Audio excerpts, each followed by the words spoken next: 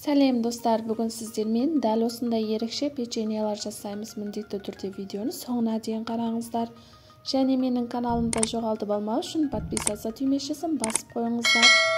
Ең алдымен пісіріп алған дәл осындай шоколадный бисквитімізді 4 бұрышты етіп бөліктерге бөліп, теркадан өткізіп аламыз. Немесе дәл осылай қолымызбен үгітіп алсақ та болады. Сіздерде блендер бар болса, блендермен де майдалап алсаңыздар болады. Бізге дәл осындай крошкалар қажет болады. Бұл печеньямыз үшін қолданатын шоколадный бисквитіміздің толық рецептін өз каналыма жүктеп қойғанмын. Сол жерге кіріп, қарап жасасаңыздар болады. Ал енді біз крем жасауға кірісеміз.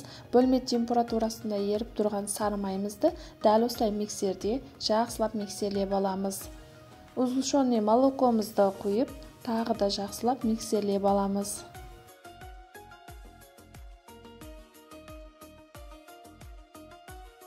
Біздің кремдеріміз дайын болды.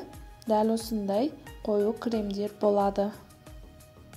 Ал енді дайындап алған кремімізді крошкаларымызға қосамыз.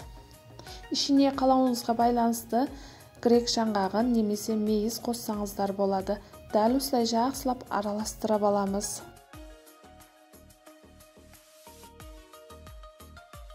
Араластырып дайындап алдық. Енді кішкене қолымызды сулап жіберіп, дәл осылай печеньеларымызға форма беріп шығамыз. Печеньеларымыздың формасы муравейник печеньесінің формасында болады.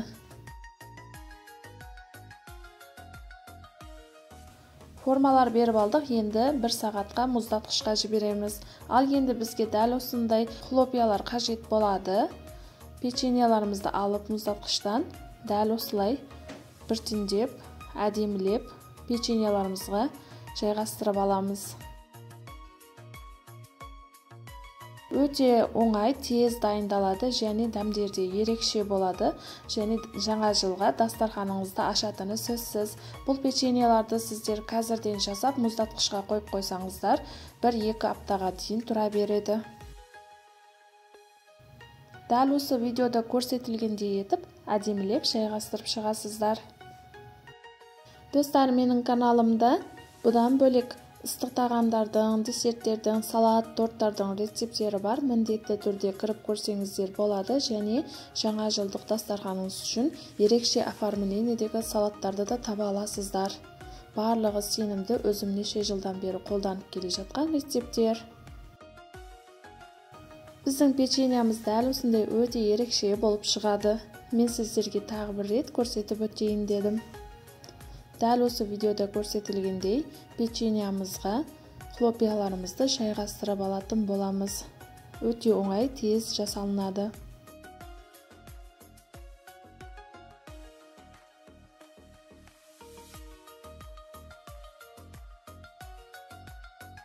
Бұндай печеньяларды балаларыңыз сүйіп жейтіні сөзсіз.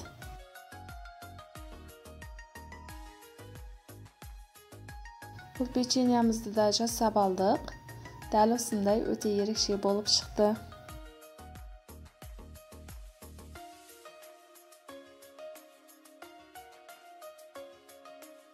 Барлық печеньяларымызды жасап алғаннан кейін тағы да 1-2 сағатқа мұздатқышқа жібереміз. Содан кейін алып, бетіне дәл осындай сахарный пудралар сеуіп әсемдеп алсақ болады.